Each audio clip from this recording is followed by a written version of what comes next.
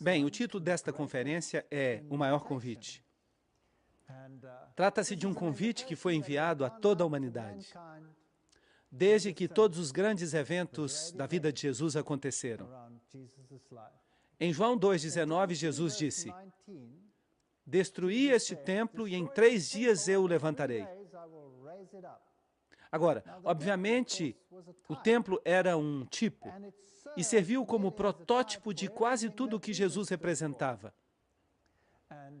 E, em certo sentido, nós também podemos chegar a ser parte de um templo espiritual que Deus está preparando.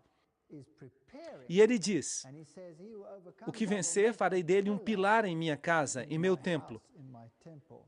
Portanto, há um templo espiritual que está sendo preparado. Mas aqui Jesus está falando de um templo, dizendo, este templo, e em 3 dias o levantarei. É claro, o templo era magnífico. Aqui temos uma réplica dele que foi construída em miniatura. Vocês podem encontrar esta réplica em Jerusalém. Os judeus responderam em João 2,20. Disseram logo os judeus: "Em 46 anos foi este templo edificado, e tu o levantarás em 3 dias?" Mas o versículo 21 nos diz do que se trata. Mas ele falava do templo do seu corpo. Assim que Jesus estava prevendo que ele ia morrer e que em 3 dias ele ressuscitaria dos mortos.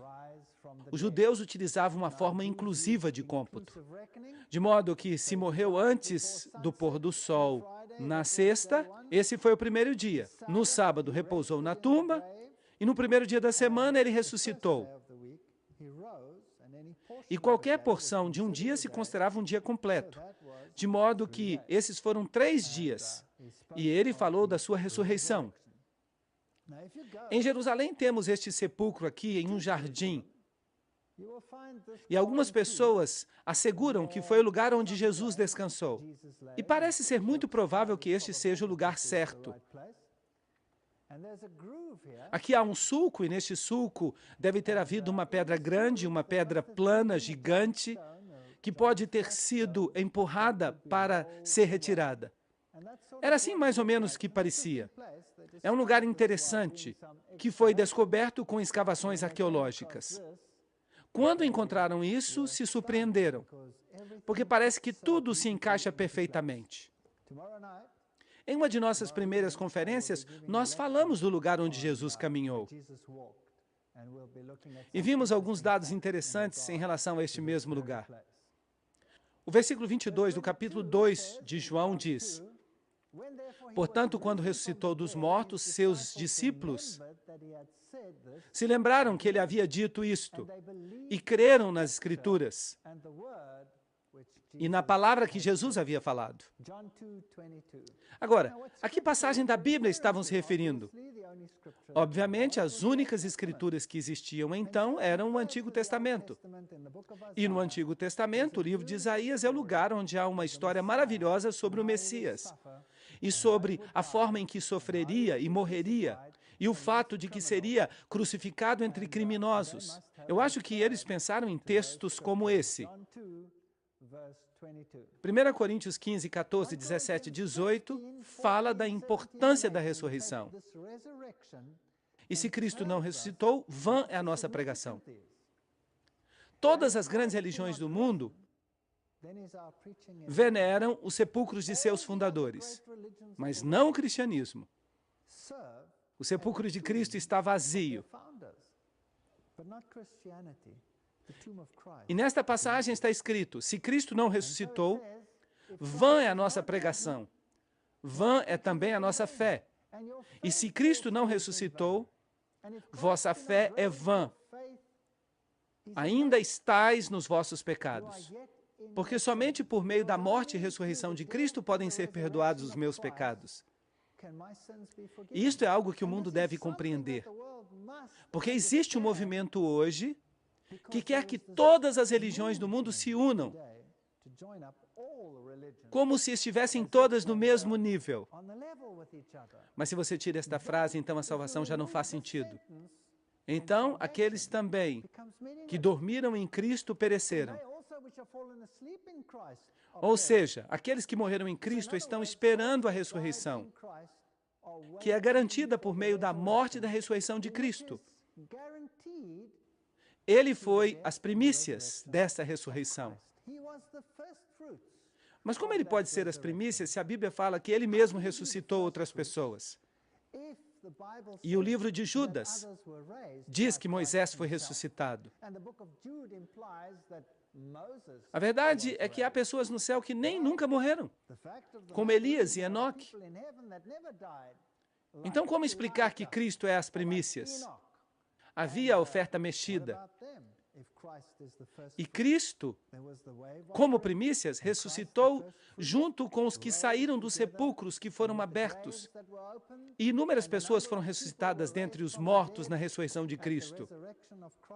O que fazer com essas pessoas? Cristo é a garantia.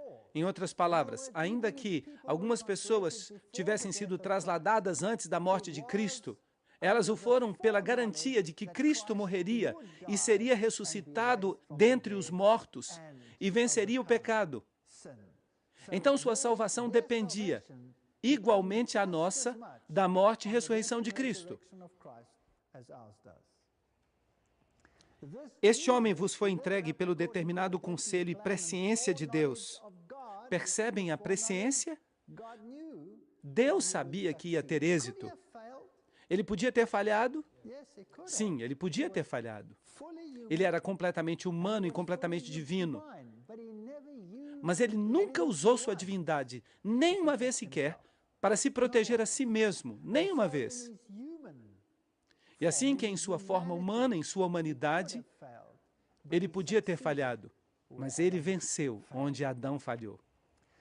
Este homem vos foi entregue pelo determinado conselho e presciência de Deus. Tomando-o vós, o crucificastes e matastes pelas mãos de injustos. Mas Deus o ressuscitou, de modo que somente em Cristo há salvação. Soltas as ânsias da morte, porque não era possível que fosse retido por ela. A esse Jesus ressuscitou Deus, do qual todos nós somos testemunhas. Atos 2, 23, 24 e 32. Será que podemos nós, hoje em dia, ser testemunhas da ressurreição de Cristo? Sim, podemos. Podemos porque somente em Cristo pode-se encontrar o tipo de transformação que vemos nas pessoas que o aceitaram e que o seguem em todos os seus caminhos. Sem Ele, é impossível. Pelo que Cristo deve estar vivo.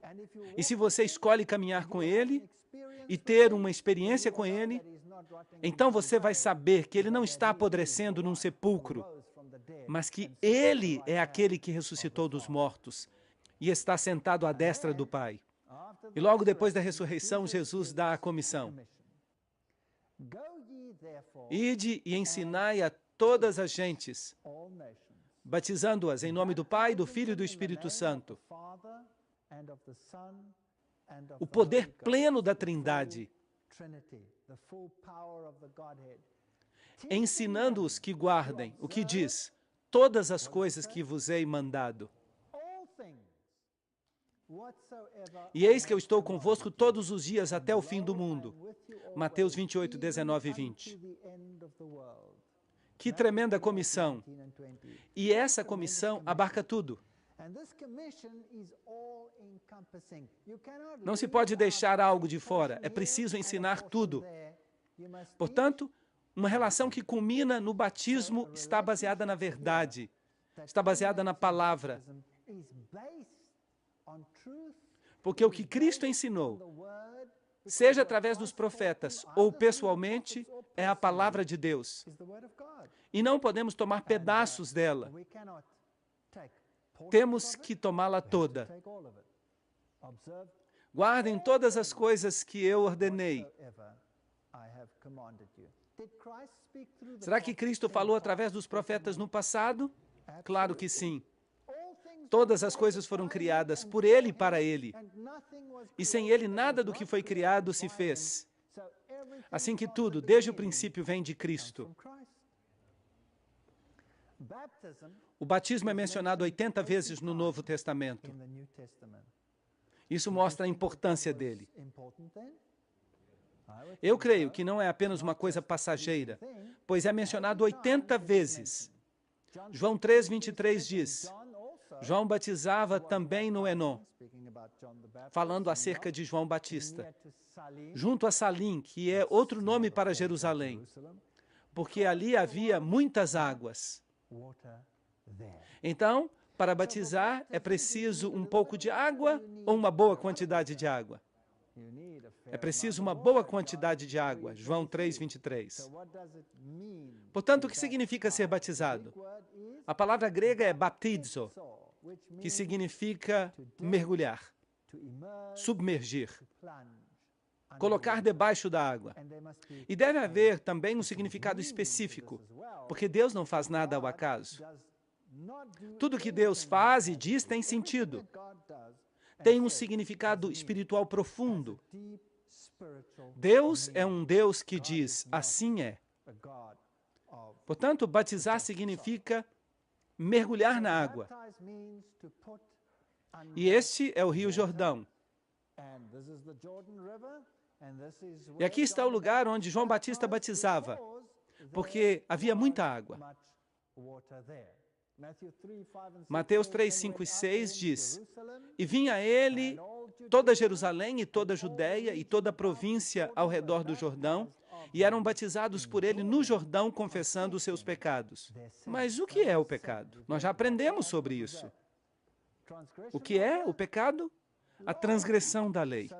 Assim que as pessoas que não viviam em harmonia com Deus vinham aqui, confessavam seus pecados, e o batismo era um símbolo da purificação do pecado. E vinham ali e eram convencidos, porque João Batista não falava palavras indecisas, ele falava palavras claras e cortantes, certo? E eventualmente o próprio Jesus veio a João Batista. E João Batista sabia que Jesus era o Messias. E disse a Jesus, eu não vou te batizar. Tu deves batizar a mim. Eu não sou digno de desatar as correias dos teus sapatos. E Jesus disse, por agora nos convém cumprir toda a justiça. E então João o batizou. Bem, agora temos uma pergunta. Se o batismo é um símbolo da purificação dos pecados, pelo menos é um dos símbolos, era necessário que Jesus se batizasse? Será que ele cometeu algum pecado? Não, ele diz, o diabo vem e tem quanto de mim? Não tem nada. Nenhum pecado. Jesus era o Filho de Deus, totalmente sem pecado e mancha. Por que então era necessário que se cumprisse toda a justiça e que Jesus também se submetesse à cerimônia do batismo? Porque Jesus não é apenas o nosso Salvador.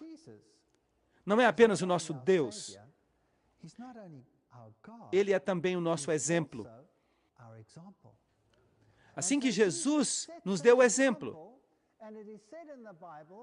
E a Bíblia nos diz que se você segue a Cristo, você tem que caminhar como Ele caminhou. Assim que estudar a vida de Cristo é estudar o caminho cristão. E Cristo foi batizado. E Jesus, depois que foi batizado, Mateus 3,15, saiu logo da água. O que isso nos fala sobre o modo como Jesus foi batizado? Ele deve ter sido submerso em água. É isto que diz. Assim que Jesus estava submerso na água, e nesse momento o céu se abriu e viu o Espírito de Deus que descia como pomba e vinha sobre ele, Mateus 3,16. Assim que o Espírito de Deus desceu, não sendo uma pomba, mas como uma pomba. Agora, como é que desce uma pomba? Suavemente, suavemente. E houve uma voz dos céus que dizia, este é o meu filho amado, aquele que eu amo, como está na Nova Versão Internacional em inglês.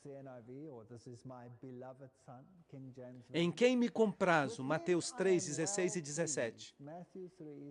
Quando alguém é batizado, esse mesmo privilégio lhe pertence. Quando está submerso, o mesmo lhe ocorre. O Espírito Santo desce como uma pomba.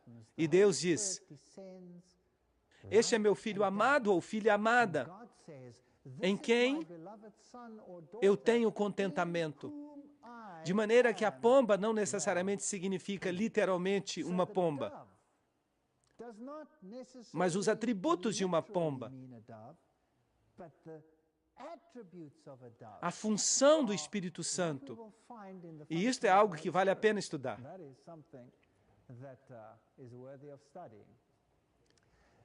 Deus ungiu a Jesus de Nazaré com o poder do Espírito Santo.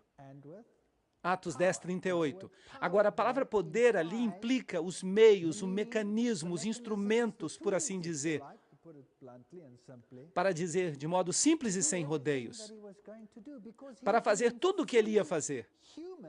Porque ele, sendo completamente humano, e contudo completamente divino, não ia utilizar sua divindade para seu próprio benefício.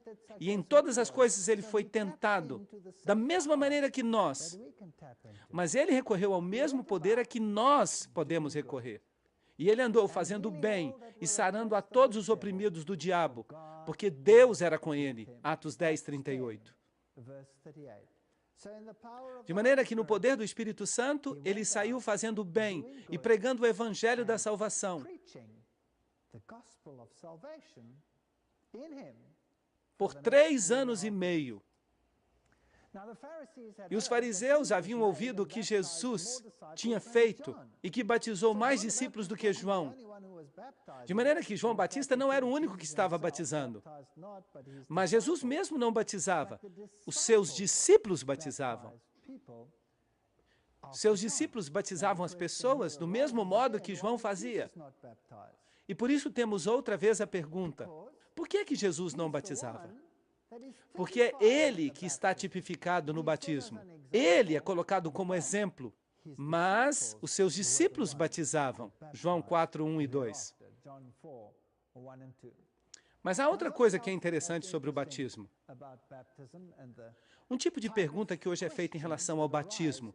Porque hoje em dia, acredita-se que tudo o que uma pessoa tem que fazer é simplesmente dizer: estou aqui, estou pronto. E uma pessoa então é batizada. E como Cristo pagou por tudo, nós podemos continuar vivendo como antes. Mas Jesus colocou as pessoas sob a graça e os chamou à obediência. Lembram-se disso? Nós já falamos sobre isso. E o caso clássico foi Maria Madalena. Eu tampouco te condeno. Ela foi posta sob a graça. Vai e não peques mais. Ela foi colocada de novo em obediência à lei. E nós temos esse caso particular deste alto funcionário, um tesoureiro de uma rainha. Era um eunuco, provavelmente um homem negro. Ele viajava pelo deserto, havia ido a Jerusalém, pois ele era judeu, um judeu devoto. E estava lendo a Bíblia quando Filipe lhe foi enviado. Atos 8, 26 e 28. O anjo do Senhor falou a Filipe, dizendo: levanta-te e vai em direção ao meio-dia, ao caminho que desce de Jerusalém a Gaza, que está no deserto. Então ele se levantou e foi. Se Deus fala alguma coisa, faça. E aqui um etíope, eunuco, de grande autoridade em virtude de Candace, a rainha dos etíopes, lhe ter colocado a cargo de todos os seus tesouros. De maneira que ele era ministro das finanças. Era isso que ele era. Mas ele era judeu, porque ele havia vindo a Jerusalém para adorar. Era a Páscoa. E havia vindo adorar nesse dia particular. Ele estava, portanto, familiarizado com os direitos e as leis e com os juízos do sistema judaico, certo?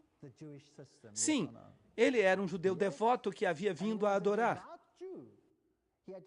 De maneira que conhecia tudo sobre o Antigo Testamento. Vocês acham que ele conhecia os 10 mandamentos? Claro. Conhecia os 10 mandamentos.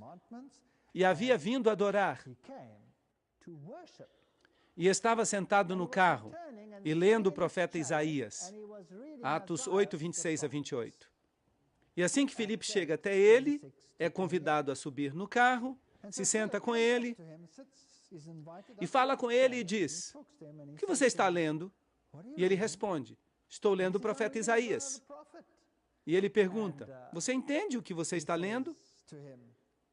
E ele lia uma passagem das Escrituras que falava sobre o cordeiro que foi levado diante dos seus tosquiadores e que não abria sua boca e foi levado ao matadouro. E Filipe perguntou: você sabe do que se trata?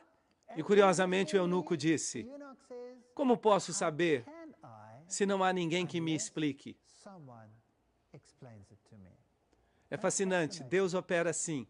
Ele trabalha através das pessoas. E ele informa as pessoas da verdade por intermédio do seu povo.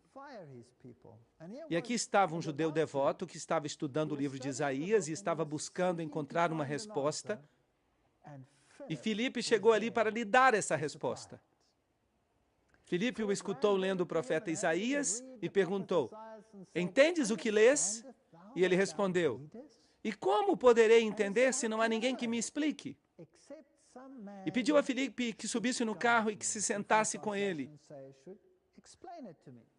E a passagem que ele lia era: como ovelha para a morte foi levado, e como cordeiro mudo diante daquele que o tosquia, assim não abriu a boca.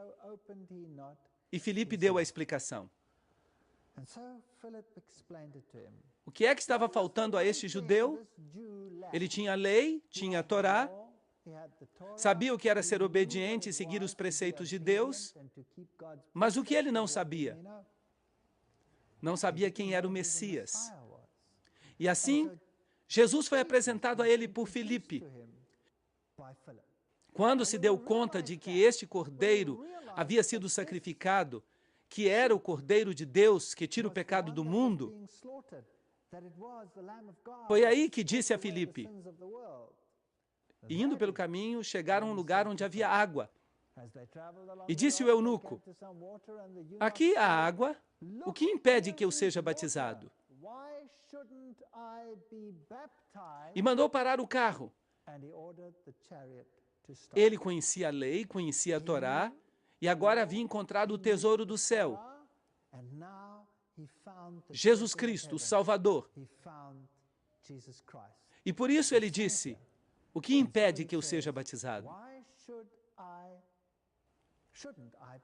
Agora, toda esta parte no livro de Atos está escrita numa estrutura de quiasmo. O que significa pergunta, resposta, pergunta, resposta, pergunta, resposta.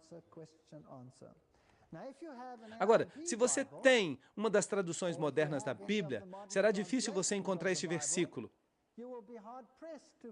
Porque sua Bíblia terá o versículo 36 e o versículo 38, mas deixará de fora o versículo 37. Você pode comprovar isto se você quiser. Atos 8, versículo 37. E a pergunta a Filipe foi: o que impede que eu seja batizado? E Filipe disse: se crês de todo o teu coração, pode ser batizado. Uma resposta muito importante. De maneira que, qual era o pré-requisito para o batismo? Crer de todo o coração. E por que vocês acham que algumas traduções modernas preferem deixar fora este versículo? E dizem à margem que não estava no texto original, mas a estrutura de quiasmo, que é pergunta, resposta, pergunta, resposta, pergunta, resposta, seria destruída se deixássemos esse texto de fora. De maneira que este texto, tal como aparece nas versões mais antigas, nas boas traduções, deveria estar aí. E disse: se crês de todo o teu coração, podes ser batizado. E respondendo disse: creio que Jesus Cristo é o Filho de Deus. Agora, vocês se lembram que ele era judeu. E Jesus havia dito, ensinando-lhes o quê? Vocês se lembram? Todas as coisas que vos hei mandado. Todas as coisas. Se me amais, guardareis os meus mandamentos. E hoje temos pessoas que não conhecem nada sobre as exigências de Deus e aceitam a Jesus como seu Salvador e pensam que podem seguir como antes, sem entrar em harmonia com os preceitos de Deus. Assim que os judeus tinham a lei e não tinham o Messias. Hoje queremos o Messias e não queremos a lei. Isso é bastante confuso. Em realidade, aqueles que guardam os mandamentos de Deus e têm a fé de Jesus, é isso que a Bíblia diz. Este é o grupo que representa todo o Evangelho. Por que Jesus morreu por nós? Porque nós estávamos em transgressão. Mas será que isso significa que continuamos em transgressão? Claro que não. Assim que é muito importante, se credes de todo o coração, pode ser batizado. E respondendo, disse, creio que Jesus Cristo é o Filho de Deus. Era isso que faltava. Ele não conhecia o Messias. E quando ele aceitou o Messias como seu salvador pessoal, então foi batizado. E desceram ambos à água, Filipe e o eunuco, e o batizou. Atos 8, 36, 38. Assim que em todos os exemplos que temos, vemos que a Bíblia fala de um batismo, e que é um batismo de imersão.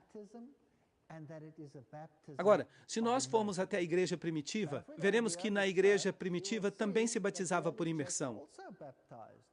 Aqui está uma cruz bizantina e uma antiga igreja bizantina. E é claro, está em ruínas. E se você caminha através dessas ruínas, há um antigo tanque batismal, na qual se batizavam estas pessoas. Você percebe? É preciso entrar por estas escadas, e ali era o lugar onde batizavam. Assim que a igreja primitiva, depois de Cristo, batizava por imersão. Esta aqui também é uma igreja bizantina, que foi construída ali onde viviam os essênios. E estas igrejas primitivas todas tinham tanques batismais com escadas que levavam para baixo. E aqui é um deserto, onde não há muita água, mas tinham um tanque batismal pequeno, mas o batismo era por imersão, o que era certamente possível numa fonte como esta. Se você visita as igrejas antigas, elas também nos revelam um método que se utilizava nos tempos anteriores. Esta é uma igreja do primeiro século, em Filipos. Aí está o tanque batismal no qual as pessoas eram batizadas. E se você me pergunta, de onde se originou o batismo por aspersão ou por infusão, que coloca água sobre a fronte de uma criança? Bem, então você vai ter que ir a Roma para descobrir. É aí onde o costume se origina.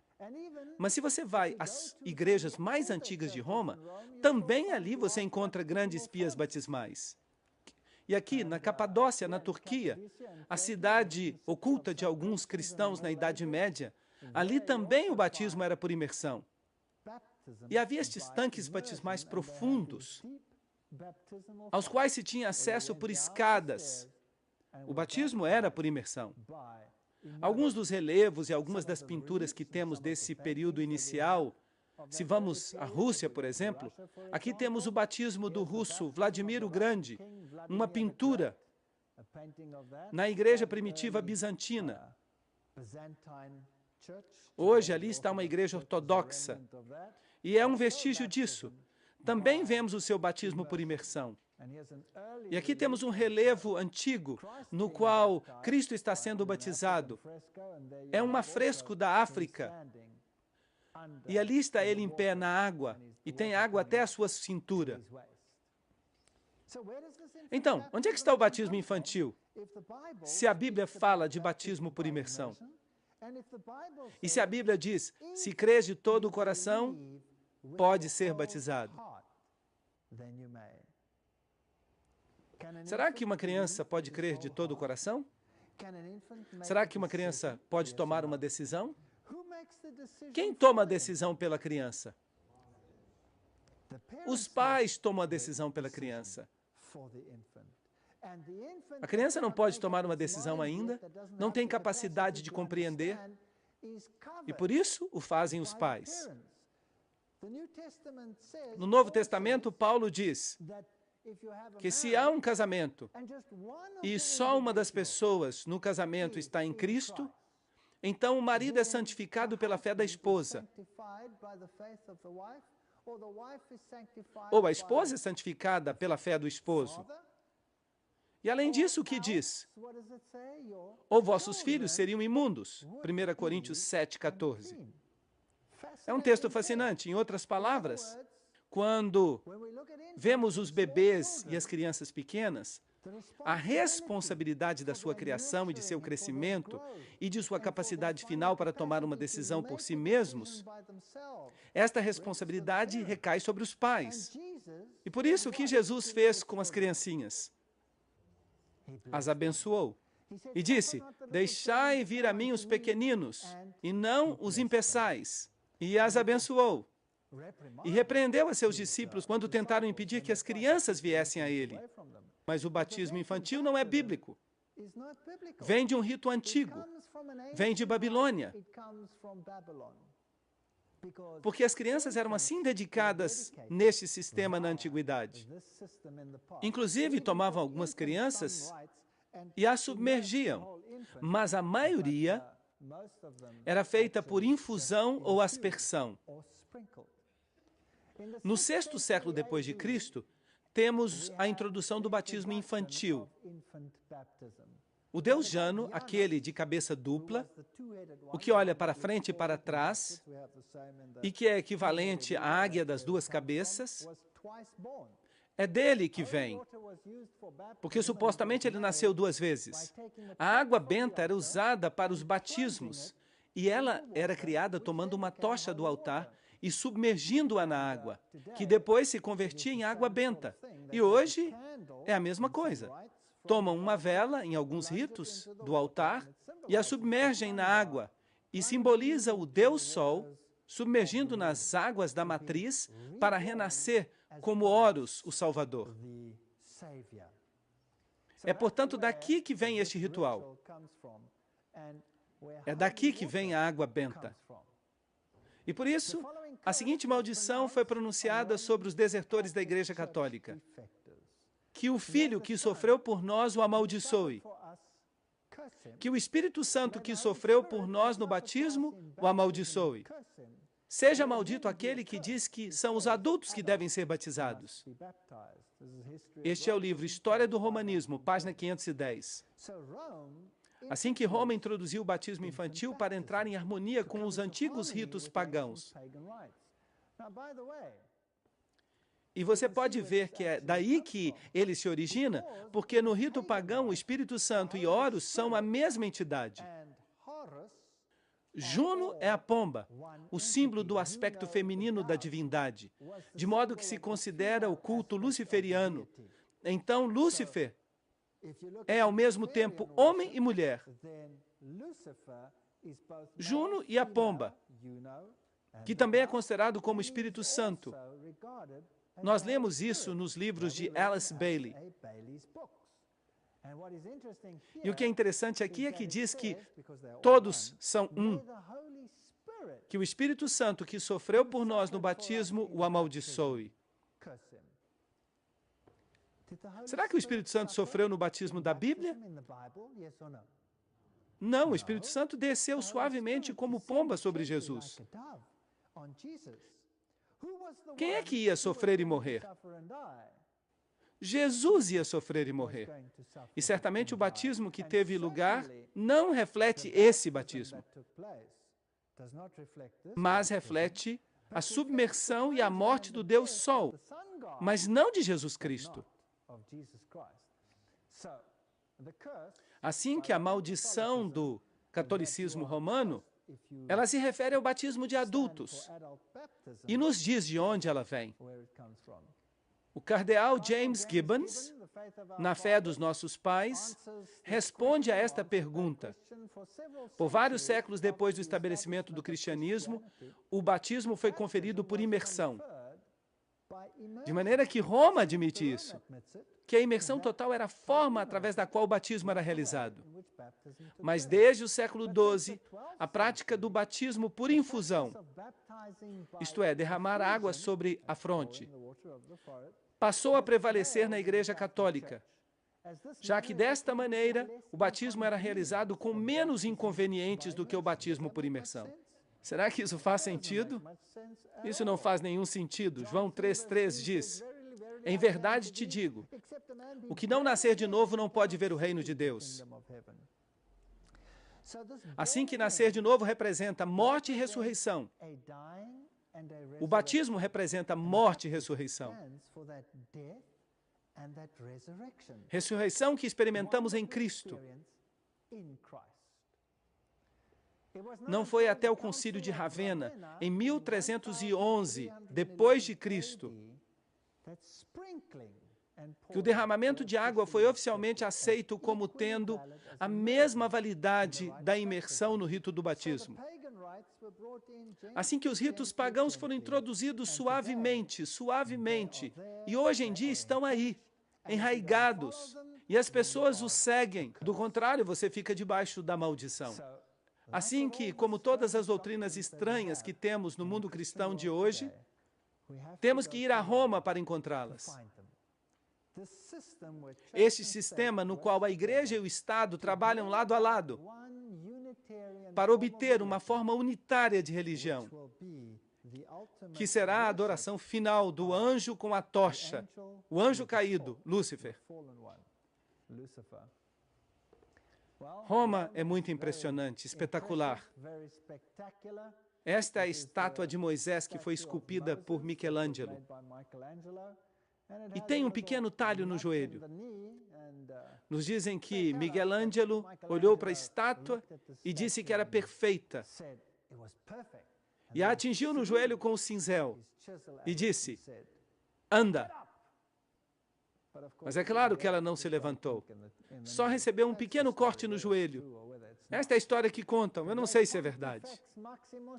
E o grande Pontifex Maximus, o Pontífice Máximo, é o grande construtor de pontes para tomar o lugar de Jesus Cristo. Ele que é a ponte entre o céu e a terra. Certamente o Papa não é o Pontífice Máximo, Jesus Cristo é. Assim que, como todos esses sistemas, nós descobrimos que Roma é que está por trás de tudo.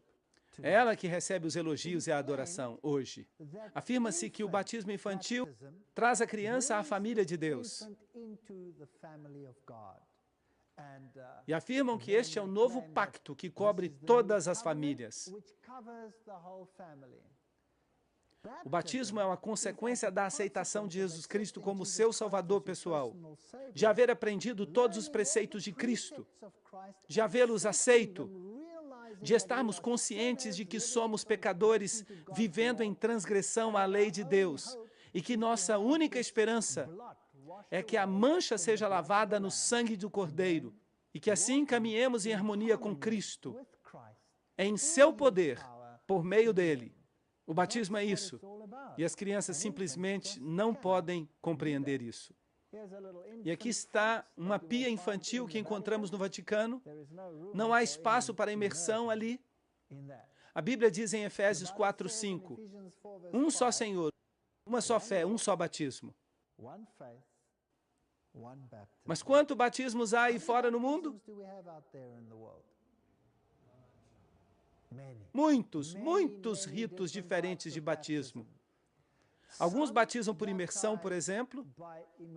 Os batistas batizam assim. Outros praticam o batismo infantil. Outros praticam o batismo infantil por infusão. Outros não praticam batismo com água. Afirmam que praticam apenas um batismo espiritual.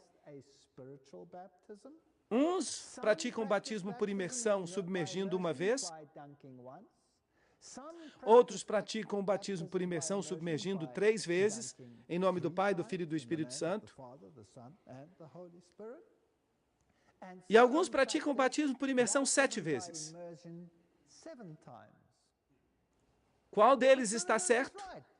A Bíblia diz, Há um Senhor, uma fé e um batismo.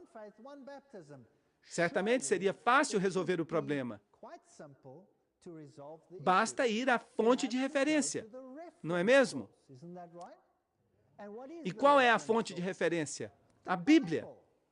Então, por que as pessoas não tomam uma norma da Bíblia, não seguem os ensinamentos da Bíblia? Assim teríamos um só batismo, não é mesmo? Quantas vezes a Bíblia diz que Jesus foi submerso na água? Uma vez. Em algum lugar está escrito que o eunuco foi submerso várias vezes? Não. Assim que seria possível ter somente um rito. E, de fato, qualquer doutrina da Bíblia tinha que ser discernida seguindo o mesmo método.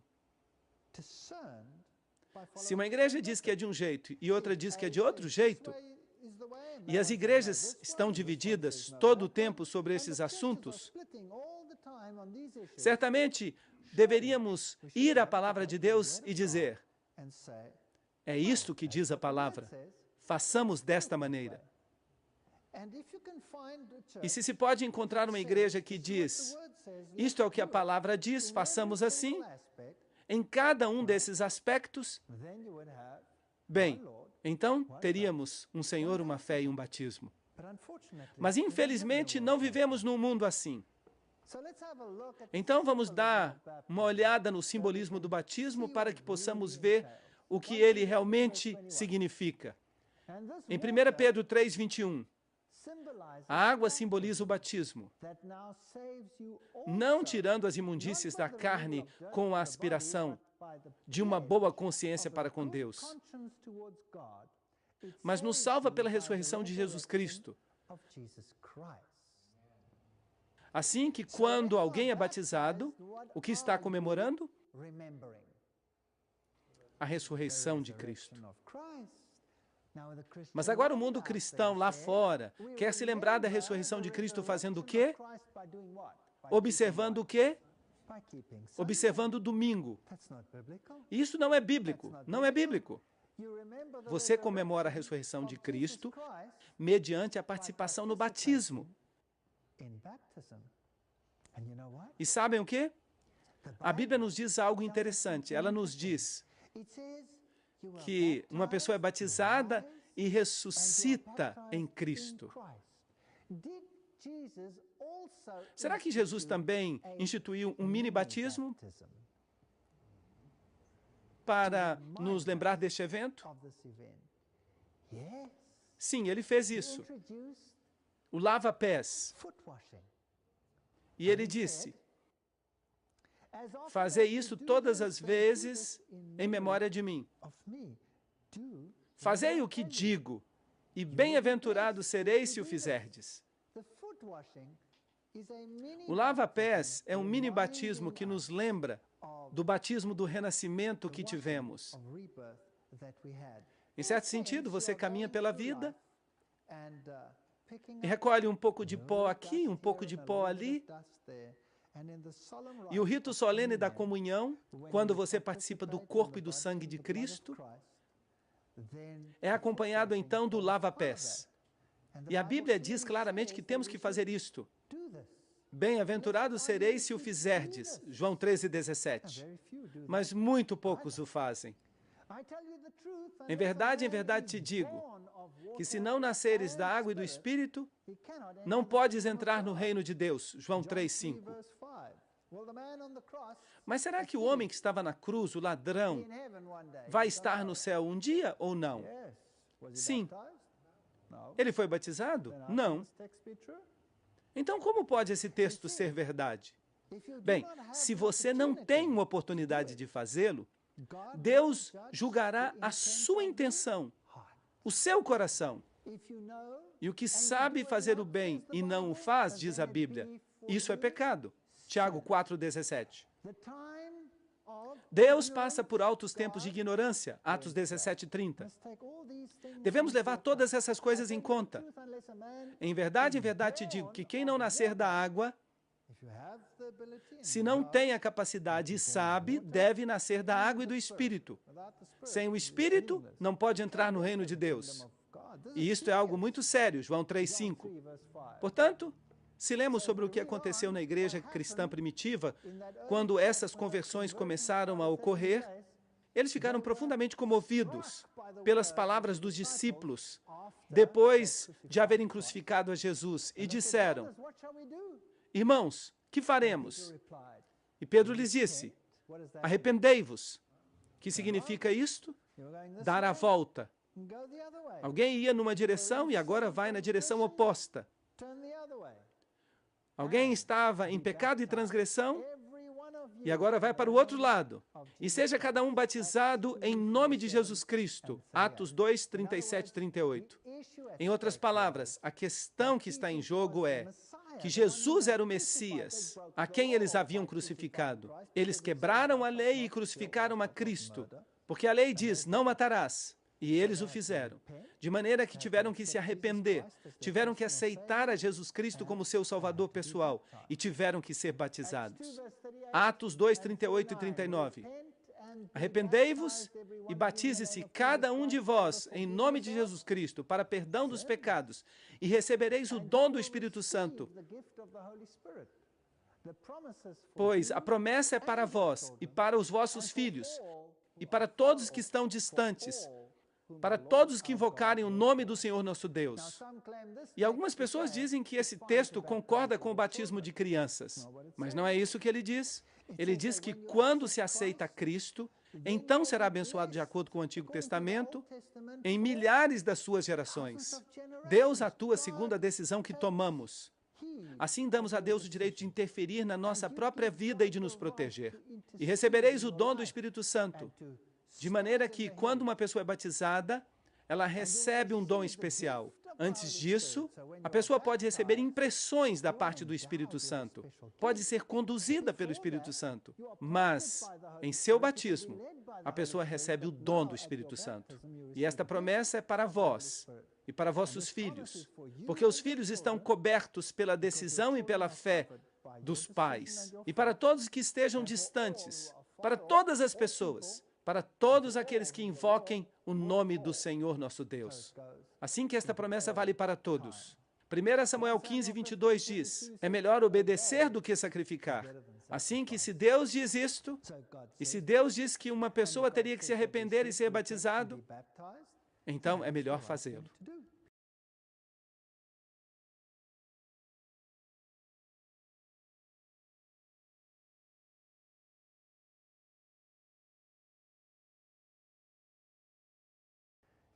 Efésios 4, 11 a 13 diz: e ele mesmo deu alguns certamente para apóstolos, e outros para profetas, e outros para evangelistas, e outros para pastores, e outros para mestres, para o aperfeiçoamento dos santos, para a obra do ministério, para a edificação do corpo de Cristo, até que todos cheguemos à unidade da fé e do conhecimento do Filho de Deus, até o homem perfeito, até a medida da estatura da plenitude de Cristo.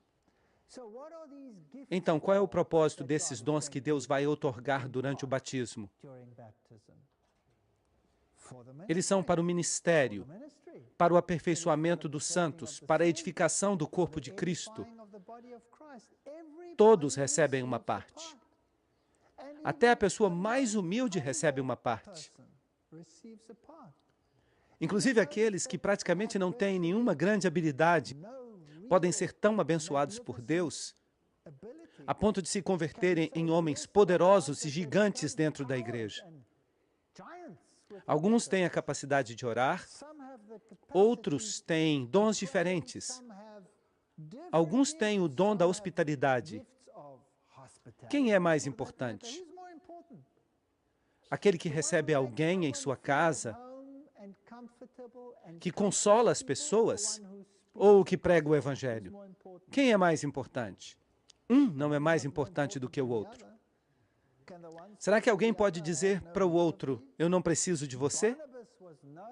Barnabé era conhecido pelo seu espírito suave e por fazer com que as pessoas se sentissem à vontade.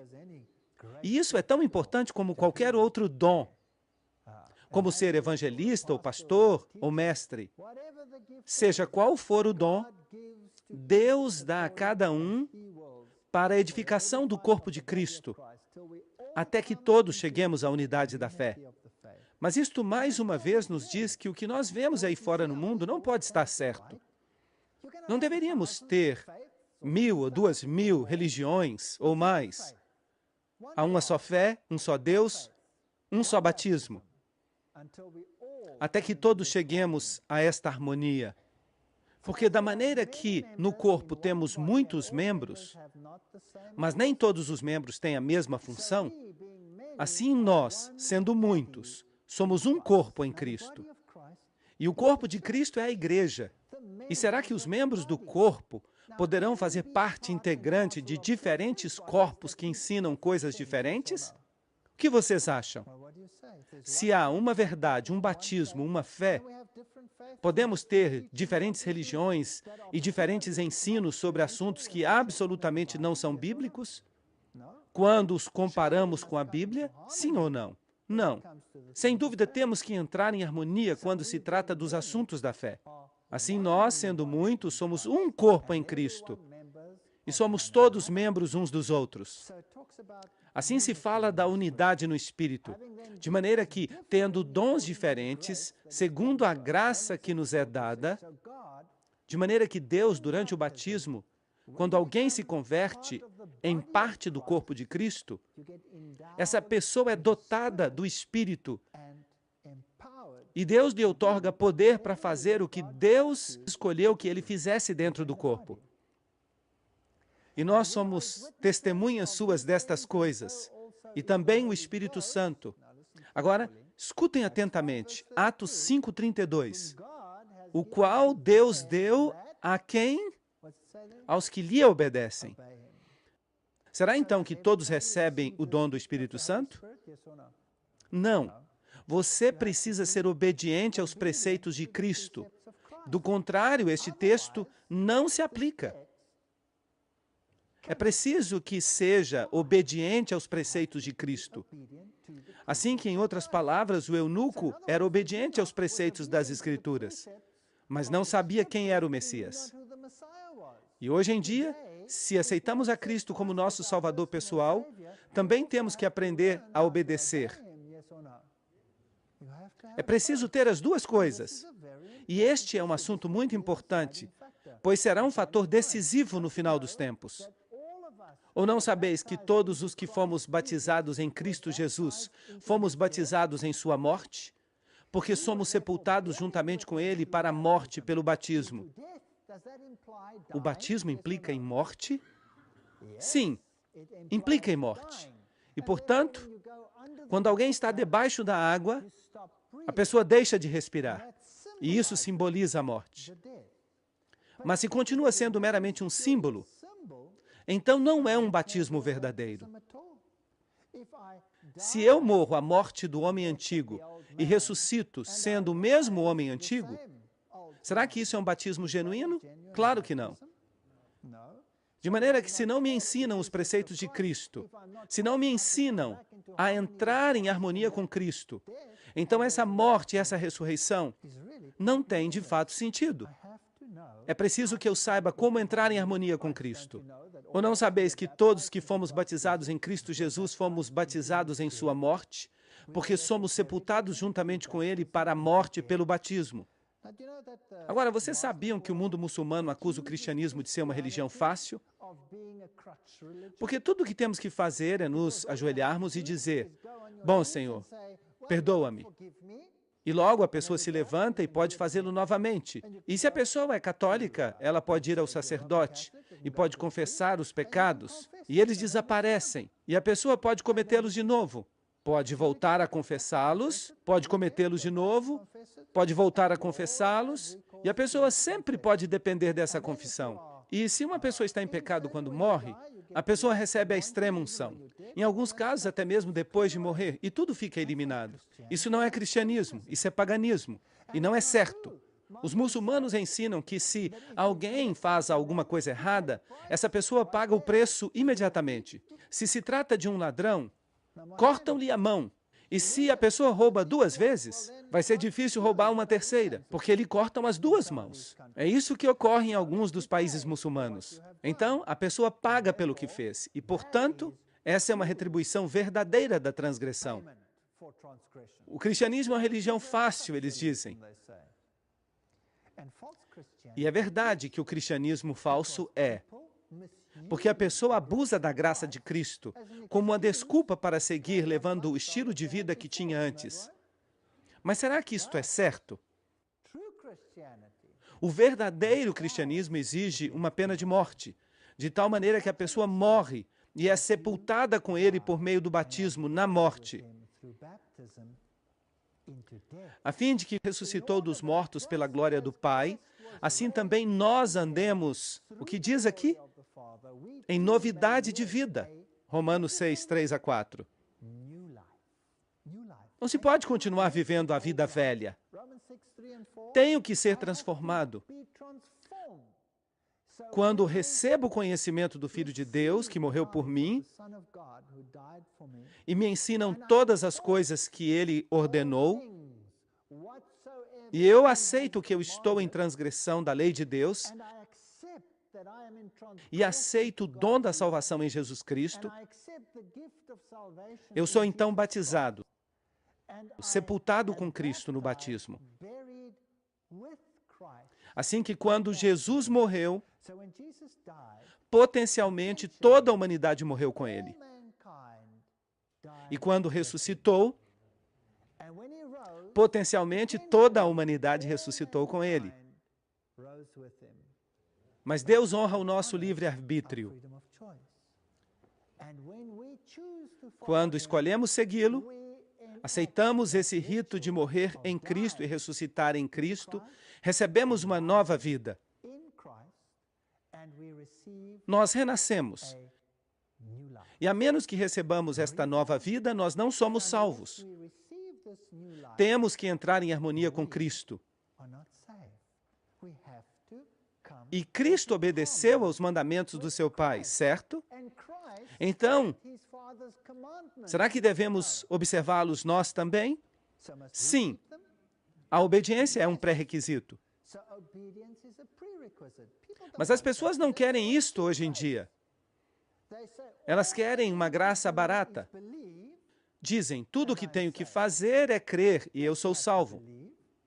Sim, é preciso crer, mas se não há obediência, então a pessoa continua como transgressor da lei de Deus. E se quebra um mandamento, quebra todos. E será julgado pela lei de Deus. Jesus disse aos que dizem, Senhor, Senhor, por acaso não fizemos maravilhas em teu nome? Expulsamos demônios e fizemos todas estas coisas? E Jesus lhes diz, afastai-vos de mim, vós que obrais a maldade. E aqui, a palavra maldade é a palavra grega anomia, que literalmente significa a quebra da lei de Deus. Hoje em dia existe uma doutrina que se chama anomianismo, que significa eliminar a lei de Deus, anomia. Não se pode ter uma coisa sem a outra. Não se pode ter a salvação de Cristo e, ao mesmo tempo, deixar de voltar a estar em harmonia com Ele. Esta é a razão pela qual Ele morreu por nós. Por que, então, Ele morreu? Para nos salvar. Assim que, para que possamos viver esta vida nova, temos que renascer. E eu vou falar algo para vocês. Se alguém realmente se converte ao cristianismo, esta pessoa segue a Cristo em todos os seus caminhos. Ela é batizada e ressuscita em Cristo. E nele, por intermédio dele, vive a vida de Cristo. Ninguém vai reconhecer essa pessoa. Seus velhos amigos dirão, quem é esse? Nós não o conhecemos. Já não mais quero ficar com ele. Vou me afastar. Eu prometo isto para vocês. Eu perdi a todos os meus velhos amigos quando me batizei. Quando comecei a caminhar com o Senhor. Quando voltei a estar em harmonia com os preceitos de Cristo, todos os meus amigos se foram. Eu não mais queria beber com eles. Agora eu era um estraga-prazeres, em certo sentido, porque eu não queria fazer as coisas que eu fazia antes. E a minha própria família se afastou de mim. Assim que este é o tipo de vida nova que devemos levar. Mas graças a Deus, que nós arranjamos muitos amigos novos. Nós passamos a ter uma nova família. Assim que morremos para nossa antiga forma de vida pecaminosa E isso é muito importante, do contrário, não é uma coisa verdadeira. A sepultura de nossos pecados fica nessa tumba de água por meio do batismo. E a ressurreição para uma vida nova em Cristo. Uma vida que está em harmonia com os preceitos de Cristo. 2 Coríntios 5:17. De modo que se alguém está em Cristo, é uma nova criatura. Totalmente nova, totalmente nova. As coisas velhas passaram e eis que todas as coisas se fizeram novas. Somos totalmente diferentes. Será que vai haver divisões no lar se uma pessoa aceita e a outra não? O velho marido não vai mais reconhecer a esposa. Ou a esposa não vai reconhecer o marido. Quem é você? Eu já não o reconheço. Você está tão diferente. Você mudou completamente. O que aconteceu? E muitas vezes, essas pessoas nem querem reconhecer isso. E somente a oração e a paciência e a bondade podem fazer frente a um problema como este. Sabendo isto, que o nosso velho homem foi crucificado juntamente com ele, para que o corpo do pecado seja destruído, a fim de que não mais sirvamos o pecado. Isto está muito claro em Romanos 6:6. Jesus pagou toda a nossa dívida. Não há nada que eu possa fazer. Ninguém pode guardar a lei de Deus completamente. É impossível. Será que isso é bíblico ou não? Não. Não devemos servir o pecado. Mas posso fazê-lo por minha própria força? Não. Somente em Cristo. Mas posso deixar de roubar, posso deixar de mentir, posso deixar de fazer trapaças, posso deixar de olhar as coisas que não deveria olhar, porque eu tenho poder sobre o meu pescoço, não é verdade? Assim também, considerai-vos mortos para o pecado. E se você quer morrer para o pecado, deve saber o que é o pecado. Porque por meio da lei vem o conhecimento do pecado. Romanos 3:20. Assim que se quero morrer para o pecado, devo conhecer a lei. Assim que hoje em dia temos um problema totalmente diferente do que o eunuco enfrentou. Ele conhecia a lei, mas não conhecia a Cristo. Hoje conhecemos a Cristo, mas não conhecemos a lei. De maneira que temos que entrar na plenitude da estatura de Cristo. Assim também, considerai-vos mortos para o pecado, mas vivos para Deus em Cristo Jesus, o nosso Senhor. Romanos 6:11. Morremos com Cristo no rito do batismo. Somos ressuscitados como uma nova pessoa, totalmente nova, brilhantemente nova. Mas se você compra um carro novo, quantos defeitos o carro tem quando você o compra? De fato, se você pega o seu carro novo, um pequeno amassado ali, o que você vai dizer ao vendedor? Que é isto? Mas depois de conduzir o mesmo carro por 20 anos, já ninguém mais se importa.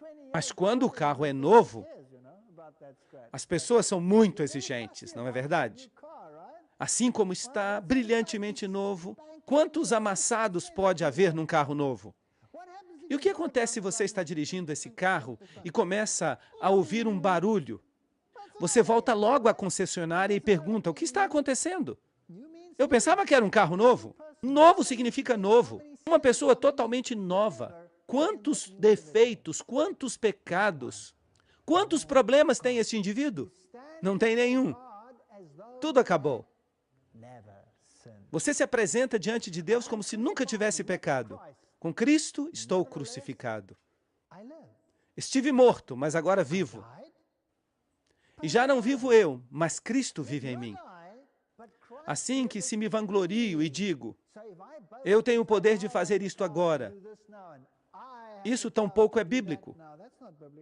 Em Cristo que eu agora vivo na carne, vivo na fé do Filho de Deus, o qual me amou e se entregou a si mesmo por mim. Gálatas 2:20. Isso é fantástico, é fantástico.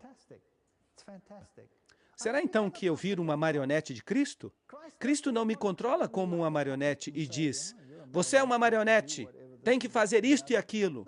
Não, eu tenho uma liberdade de escolha. Eu escolho seguir a Cristo. E cada dia o diabo me pergunta, por que você está fazendo isso? Você está louco? Veja o que eu tenho para oferecer a você. Mas ele tem um monte de lixo, ele não tem nada. E assim que eu escolho, dia após dia, a seguir a Cristo. O batismo comemora a morte, o sepultamento e a ressurreição de Cristo. É isso que ele faz. Em segundo lugar, simboliza a morte, o sepultamento do velho homem de pecado. E em terceiro lugar, representa a ressurreição para uma vida nova em Cristo Jesus. E em quarto lugar, indica a purificação do pecado. Atos 22:16. É isso que o rito do batismo representa. É um simbolismo. Quando a gente sobe das águas, o que aconteceu com Jesus? A pomba desceu. Assim que quando a gente sobe das águas, somos uma nova pessoa em Cristo. Então recebemos o dom do Espírito, do jeito que Deus quer. Vocês sabem que muitas pessoas ficam sentadas na igreja perguntando-se: qual é o meu dom? Eu não tenho nenhum dom. Nada aconteceu comigo que eu me lembre. Eu pergunto, se não estão dispostos a caminhar com Cristo, será que vão ter uma experiência com Ele? Muitas pessoas usam os seus dons o ano inteiro e nem se dão conta disso. O que crer e for batizado será salvo. Marcos 16:16. Esse texto é usado tão incorretamente hoje em dia. Crer significa tudo. Só é preciso crer. Mas é preciso crer de todo o coração. Atos 8:37. Varões, que faremos? Pedro lhes respondeu: arrependei-vos. Isto significa entrar em harmonia com os preceitos de Cristo. E batizem-se, lavem-se, renasçam. E batize-se cada um de vós no nome de Jesus Cristo. Porque nele vivemos e nos movemos e somos. Assim que os que receberam a palavra foram batizados. Mas será então que algumas pessoas não receberam a palavra? Claro, muitos não a receberam. E se acrescentaram naquele dia 3.000 pessoas. Atos 2:41. De modo que foram acrescentadas ao corpo de Cristo 3.000 pessoas. Esse foi um batismo em massa no Jordão. Hoje em dia acontece um batismo em massa no Jordão. Muita gente vai ao Jordão para ser batizada. Milhares e milhares para serem batizados. E eu me pergunto, será que eles entendem a plenitude do rito do batismo? É agradável ser batizado por imersão, porque essa é a maneira bíblica. E, de fato, a Igreja Adventista do Sétimo Dia aceita o batismo por imersão. Até mesmo se foi feito em outras igrejas, desde que tenha sido feito na maneira bíblica. Nesse caso, uma pessoa pode se tornar membro simplesmente por profissão de fé. Aqui está uma jovem sendo batizada em um lago, mas a Igreja Católica diz que era menos inconveniente fazê-lo dessa maneira. Bem, Cristo fez isso. E eu fiquei surpreso com esta pessoa. Eu tirei esta foto na Alemanha, onde esta jovem foi batizada. Vocês podem ver o gelo ali flutuando ao redor? Incrível, incrível. Essa é uma determinação em ser batizada. Concordam comigo? Isso é determinação. Vamos dar uma olhada nos passos para a salvação. Vamos ver isso de acordo com a Bíblia. Número 1. A pessoa tem que aceitar. A pessoa tem que aceitar o sacrifício de Cristo, Romanos 3:23. A pessoa tem que crer que Ele é o caminho, a verdade e a vida. E tem que crer que esta é a forma de fazê-lo, Atos 16:31. Número 3, a pessoa deve confessar, 1 João 1:9. E deve haver uma decisão, Apocalipse 3:20. Devemos ter todos estes 4 componentes. Romanos 3:23 diz: porquanto todos pecaram e estão destituídos da glória de Deus. Todos somos pecadores, portanto todos devem nascer de novo para entrar no reino dos céus. É preciso ser uma pessoa nova, uma pessoa em harmonia com Cristo, porque ninguém vai entrar no céu de outra maneira. Portanto, é preciso nascer de novo, pois todos pecaram. Atos 16:31 diz: e eles disseram: crê no Senhor Jesus Cristo e serás salvo, tu e tua casa. A fé abarca os filhos. Maravilhoso. Todos pecaram. E é preciso que eu o aceite. E devo crer nos méritos de Cristo. Eu tenho que confessar os meus pecados. Se confessarmos os nossos pecados, Ele é fiel e justo para nos perdoar os nossos pecados. De modo que, se tem um batismo sem confissão, será que isso vale? Não. E eu os limparei de toda maldade, 1 João 1,9. Eis que estou à porta e bato. Se alguém ouvir a minha voz e abrir a porta, entrarei em sua casa e cearei com ele e ele comigo. Apocalipse 3:20. É isso que eu mais gosto no caráter de Deus. Ele não força ninguém. O que ele faz? Ele está à porta e bate. Ele não arromba a porta para entrar. Então, o que a pessoa deve fazer no final das contas? A pessoa deve aceitar o convite. Deve abrir a porta e convidá-lo a entrar em sua vida. Agora já sabemos o que significa o batismo. Significa também que passo a fazer parte da Igreja de Cristo quando sou batizado? Porque por um Espírito somos todos batizados. Não 10 Espíritos, não 20, nem 1000, nem 2000. Um Espírito. Somos todos batizados em quantos corpos? Em um corpo. Quer que sejamos judeus ou gregos. Agora, lembrem-se que a palavra judeu se utilizava para os primeiros cristãos também, e que ainda se consideravam judeus.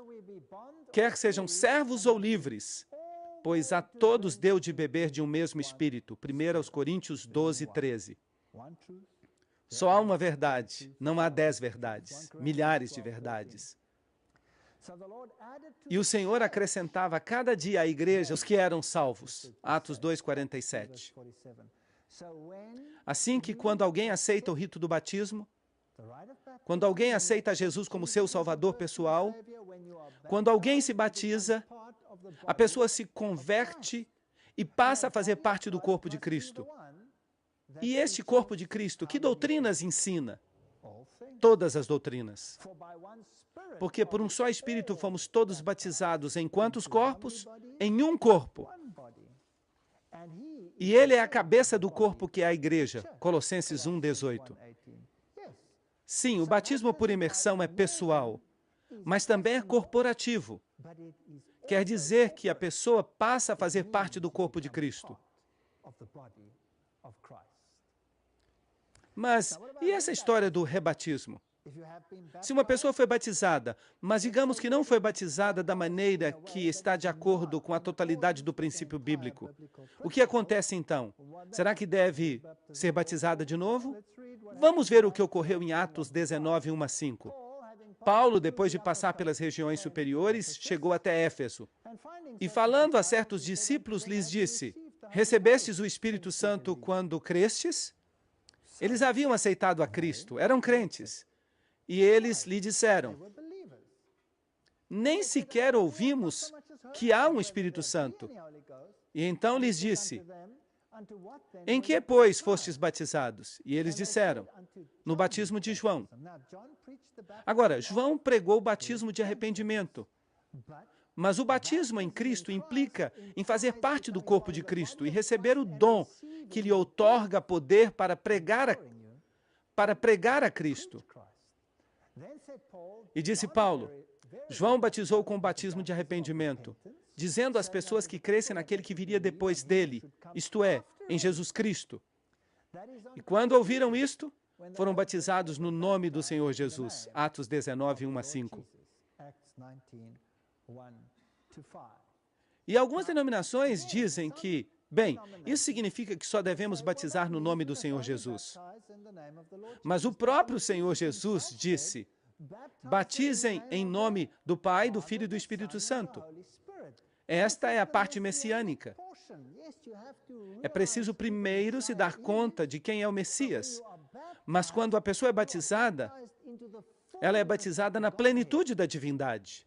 Uma pessoa não é batizada proporcionalmente ou apenas em parte. Sem Cristo não há salvação. Mas Cristo e o Pai são o quê? São um. Não se pode batizar em um sem ser batizado no outro, é impossível. Assim que o batismo por imersão, e às vezes o rebatismo, é necessário. Mas se a pessoa acredita que recebeu um batismo bíblico, então Como já falei, a Igreja Adventista do Sétimo Dia reconhece esse batismo. E a pessoa pode fazer parte do corpo que guarda os mandamentos de Deus e tem o testemunho de Jesus por profissão de fé. Mas se uma pessoa crê que é melhor ser batizada na plenitude da verdade, então o rebatismo também é bíblico. Deus trabalha através da sua igreja, e isto é muito importante. Atos 9:6. Aqui está um dos maiores discípulos de Cristo. Tremendo e temendo, disse: Senhor, que queres que eu faça? Aqui está Paulo. Paulo, no caminho para Damasco, tem uma visão. Ele vê Jesus Cristo e se dá conta de que está em transgressão, de que está perseguindo o Cristo, enquanto ele está perseguindo aos seus seguidores. E se arrepende disso e diz: Senhor, o que queres que eu faça? E o Senhor lhe responde: Sabe, Paulo, eu te chamei para que sejas um apóstolo aos gentios e quero que tu vás a todas as partes do mundo e pregues o evangelho de Jesus Cristo. Não foi isso que aconteceu. Isso não aconteceu nem mesmo ao poderoso Paulo. Eu vou lhes contar o que ocorreu de fato. O Senhor lhe disse: Levanta-te e entra na cidade, e ali te dirão o que deves fazer. Isso não é fascinante? Deus não trabalha fora do seu corpo. Ele guia as pessoas. Ele conduz as pessoas. Mas, em última análise, ele sempre as leva para o corpo. Foi então Ananias e entrou na casa. Esse era o discípulo que Deus havia escolhido, dentre os irmãos, para dizer a Paulo o que ele tinha que fazer. E impondo-lhe as mãos, disse: Irmão Saulo, o Senhor Jesus, que te apareceu no caminho por onde vinhas, me enviou para que recebas a vista e sejas cheio do Espírito Santo. Atos 9:17. Esse é um texto muito importante. Deus não chama as pessoas de fora para ir dizer ao corpo o que este deve fazer. Ele envia essas pessoas ao corpo para que o corpo lhes diga o que devem fazer. Isso faz sentido? Assim que estes são princípios bíblicos muito importantes, pelos quais podemos comprovar a solidez da nossa fé. Aqui está a paciência dos santos, os que guardam os mandamentos de Deus, e a fé de Jesus. Apocalipse 14:12. No final dos tempos, Deus operará para que haja um corpo que não apenas pregue o batismo por imersão e a salvação em Cristo, e em Cristo apenas, mas que também ensine todas as coisas, todos os preceitos de Cristo. E da mesma maneira como Cristo deu um exemplo em todas as coisas, eles também têm que dar o exemplo de todas as coisas. Se Cristo disse: Eu te dei o exemplo no lava-pés, então esta denominação deve praticar o lava-pés. Se Cristo disse: Batismo por imersão, então esta denominação deve batizar por imersão. Se Cristo disse: Se me amais, guardareis os meus mandamentos, então esta denominação deve guardar os mandamentos. Certo ou errado? Todas estas coisas devem estar em harmonia com a palavra. E se não estão, então temos um problema. E a mensagem dos 3 anjos? Há apenas uma denominação no mundo que prega a mensagem dos 3 anjos. Não há outra. Vocês podem procurar o mundo inteiro, de norte a sul, de leste a oeste. Só há uma denominação cristã que ensina a mensagem dos 3 anjos. Também tenho outras ovelhas que não são deste redil, a quem devo também trazer, e ouvirão a minha voz, e haverá um rebanho e um pastor. João 10:16. Deus vai levar o mundo todo a uma decisão. Muito em breve, todo este mundo terá que tomar uma decisão. Em nenhum momento durante estas conferências eu lhes disse que se você não é membro da Igreja Adventista do Sétimo Dia, você estará perdido. De fato, o que eu disse foi que o povo de Deus está em todas as igrejas.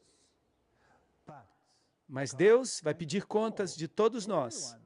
Ele vai dizer: escolha a marca da besta ou a marca de Deus. Um dos dois. Sejam selados com o selo do mundo ou sejam selados com o selo de Deus. E nós fizemos um grande estudo sobre o que isso significa. O selo de Deus, o sábado, é um símbolo de obediência ao doador da lei em todos os aspectos. E as ovelhas terão que escutar, seja de um modo ou de outro.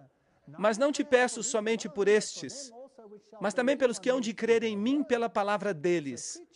Assim que a pregação da palavra faz parte do evangelho da salvação, para que todos sejam um, como tu, ó Pai, em mim e eu em ti, que também eles sejam um em nós, para que o mundo creia que tu me enviaste.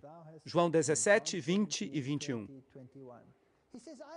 E ele disse, eu não te peço pelo mundo, eu oro por aqueles que estão dispostos a obedecer.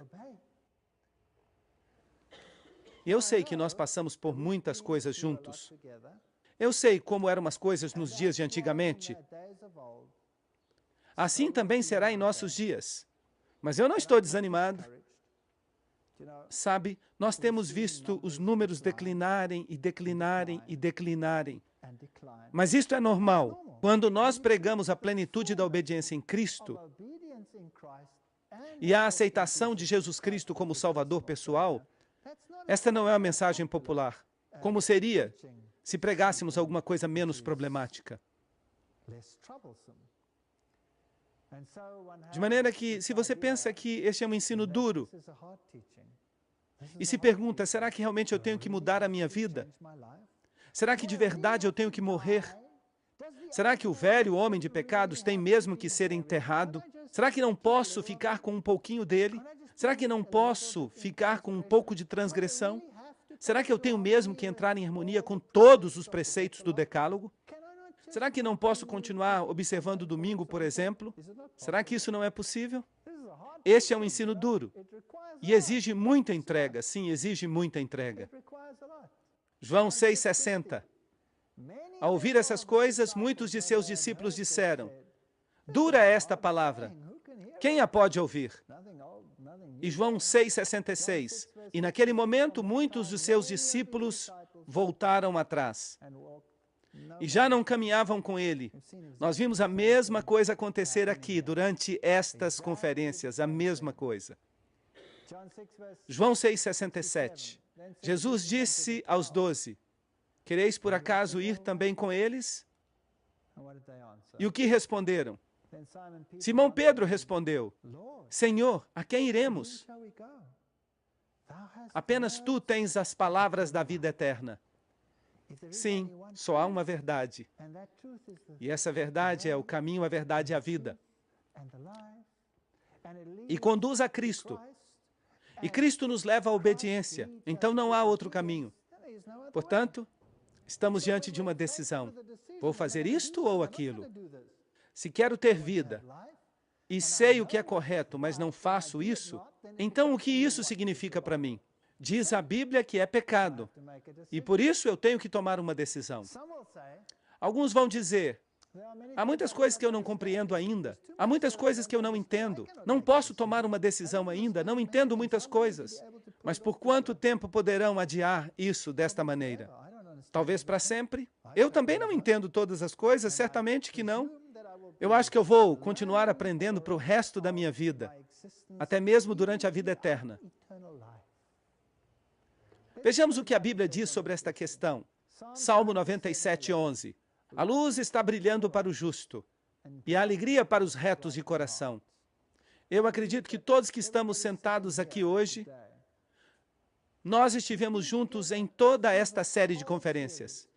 Nós fizemos muitas coisas juntos, mas vocês continuam sentados aqui.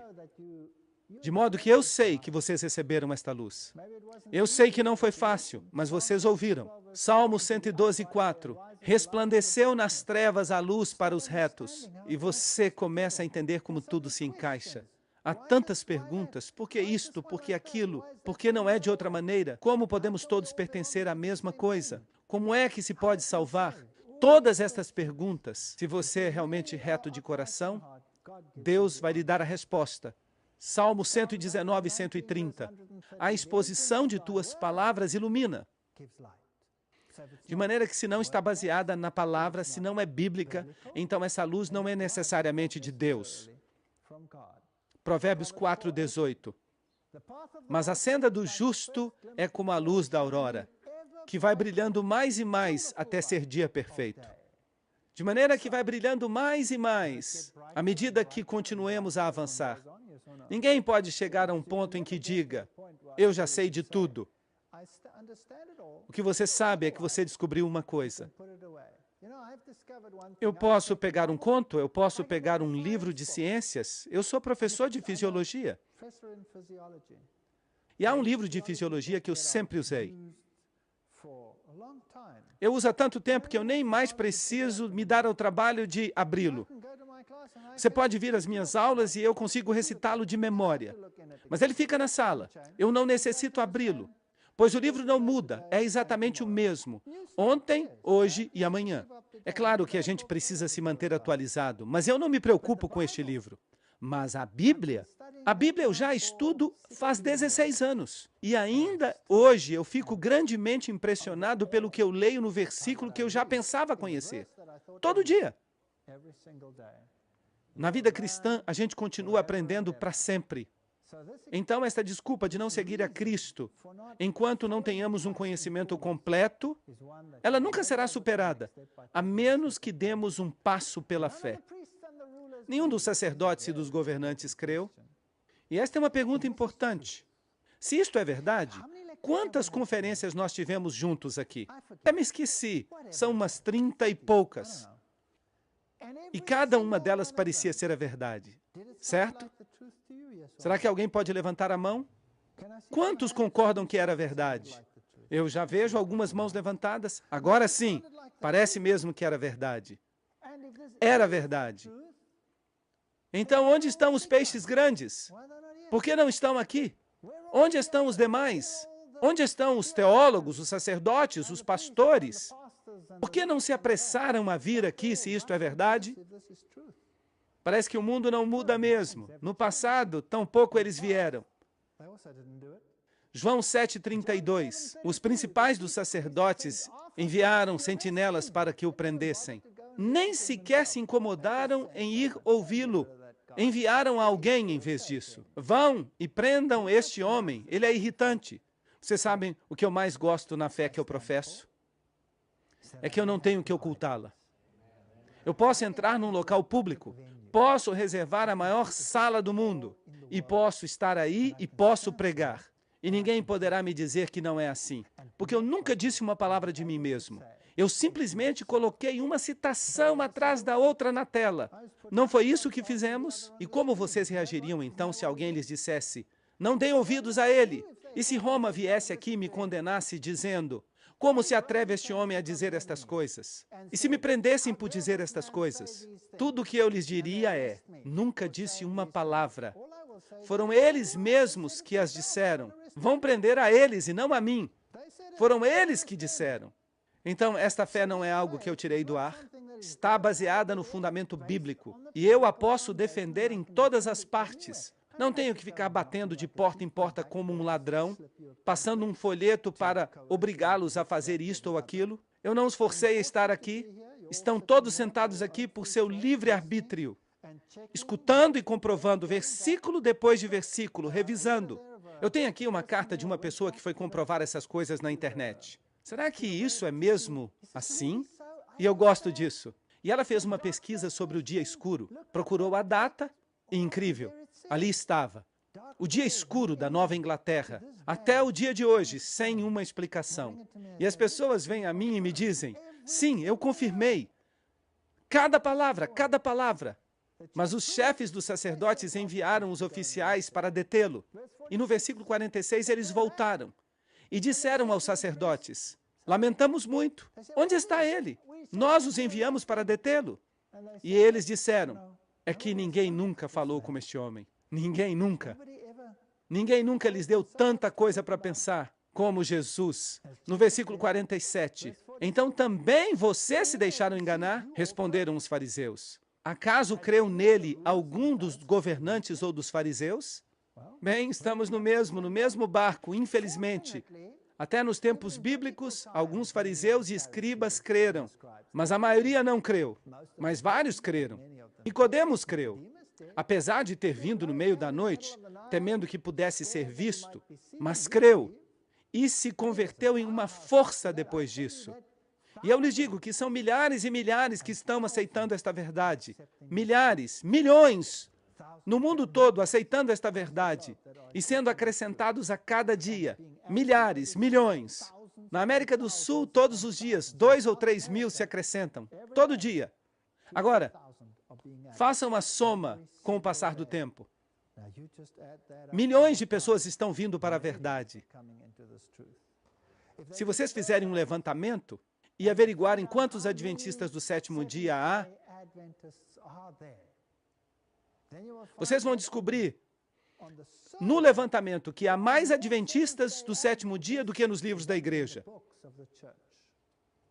Isso é fascinante. Se um governo faz um levantamento em seu país perguntando a que denominação você pertence, há mais adventistas do sétimo dia nesse país do que nos livros da igreja. O que isso diz para vocês? Que no seu coração eles aceitaram esta verdade, mas que ainda não deram o último passo. Há igrejas completas, incluindo o pastor, igrejas completas que estão vindo para esta verdade. Por quê? Porque há verdades nela que não se podem negar. Mas outros dirão, assim que também vocês se deixaram enganar, João 7,47. Nenhum deles creu. Infelizmente, não se deram o trabalho de estudar. Alguns vão dizer que o preço é demasiado alto. Não quero pagar este preço. São coisas demais que eu tenho que renunciar. E o que é que você tem que renunciar? Meu Pai, se é possível, passe de mim este cálice, mas não seja como eu quero, mas como tu queres. Mateus 23:39. Isso é profundo, que Deus tenha escolhido algo tão simples como a obediência, um dia, para fazer uma diferença entre o bem e o mal. É absolutamente incrível. E alguém pode dizer, eu vou esperar até que o Espírito me comova. Você sabe, eu sei que está certo, mas eu não quero dar o passo ainda. Esta não é outra frase que as pessoas usam? Bem, Provérbios 16:25 diz, há caminho que parece direito ao homem, mas ao final são caminhos de morte. Você sabe que algo é correto, faça-o. Eu não sou um desses evangelistas que fica aqui na frente colocando pressão, porque durante todo este tempo eu falei à mente de vocês e ao coração de vocês. E agora eu gostaria que seu coração e sua mente trabalhassem juntos. Esta é sua decisão, não minha. Eu não tenho que forçá-los. Vocês precisam decidir se isto é certo ou errado. Mas talvez, de fato, você ainda tenha dúvidas. Isso acontece. E você esteja dizendo, eu desejo aprender mais acerca disto, porque eu creio que é correto. Ou, em vez disso, você pode dizer, eu não quero aprender mais nada sobre isso. A decisão é sua, de ninguém mais. Talvez você diga que uma decisão vai causar divisão. Eu sei que se eu aceitar isso, minha esposa ou meu esposo vai se assustar. Eu poderia perder o meu noivo, a minha noiva, o meu trabalho, a minha família. Todo mundo vai ficar louco. A minha família ficou louca. O meu primo me disse isto francamente. Ele me disse, eu nunca mais vou pôr o pé em tua casa. Éramos os melhores amigos. Sempre estávamos juntos. Comíamos juntos, bebíamos juntos. Ríamos juntos. Chorávamos juntos. E ele não voltou mais à minha casa em 16 anos. É algo duro. Na minha família, há alguns que sabem que isto é a verdade, mas não querem dar o passo. É incrível, assombroso. E famílias inteiras que simplesmente aceitam isso. E eu não consigo entender, eu fico doido.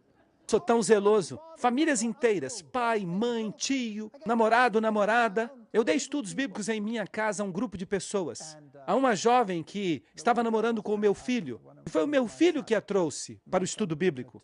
E quando ela começou a escutar o estudo bíblico, a próxima coisa que fez foi trazer sua irmã. Eram metodistas. Ela trouxe a irmã e depois elas trouxeram o pai e depois trouxeram a mãe, e depois trouxeram os outros namorados, e mais gente. Várias pessoas, sem problemas, incrível. Às vezes funciona assim, mas é preciso reconhecer que também pode haver divisão. Mateus 10, 34 a 37. Não penseis que vim trazer paz à terra. Não vim trazer paz, mas espada. A palavra vai ser a espada, vai ser a única arma que teremos. Porque vim para trazer dissensão entre o homem e seu pai, entre a filha e sua mãe, entre a nora e sua sogra. E os inimigos do homem serão os de sua casa. O que amar pai e mãe mais do que a mim, não é digno de mim.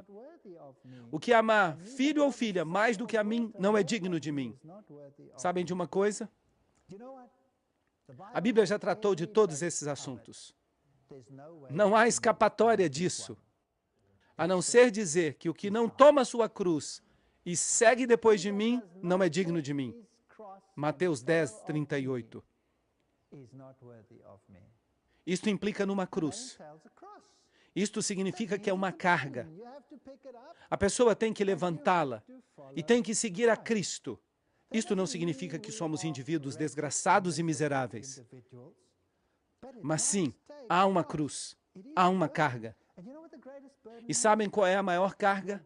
A maior carga já não é a própria pessoa. A maior carga é quantos de vocês sentiram a mesma coisa. Como vou convencer a meu pai, minha mãe, meu esposo, minha esposa, meu namorado, minha namorada? Quantos de vocês sentiram isto?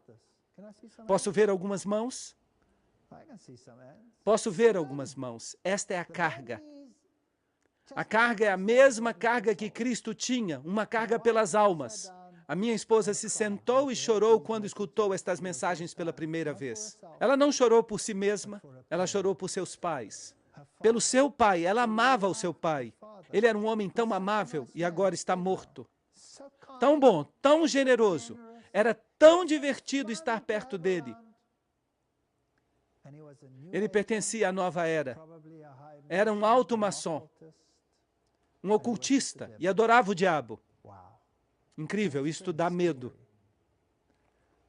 Não sei o que aconteceu com ele no final. Cuidamos dele até que ele morresse. Melhor dizendo, a minha esposa cuidou. E até o final de sua vida, nunca mais disse uma palavra negativa. E o que se passou com ele em sua mente está entre ele e Deus. Eu desejo, eu espero, eu creio que eu vou vê-lo na ressurreição. Mas temos uma cruz e é preciso levantá-la. Agora sim, diz o Senhor, o teu Criador, ó Jacó, o teu Formador, ó Israel, não temas, porque eu te redimi. Eu te pus o nome, tu és meu. Isaías 43, 1. Você acha que Deus vai deixá-lo sozinho com essa cruz? Para levá-la sozinho? Não. Ali está escrito, eu te criei, eu te coloquei um nome. Não há nada a temer.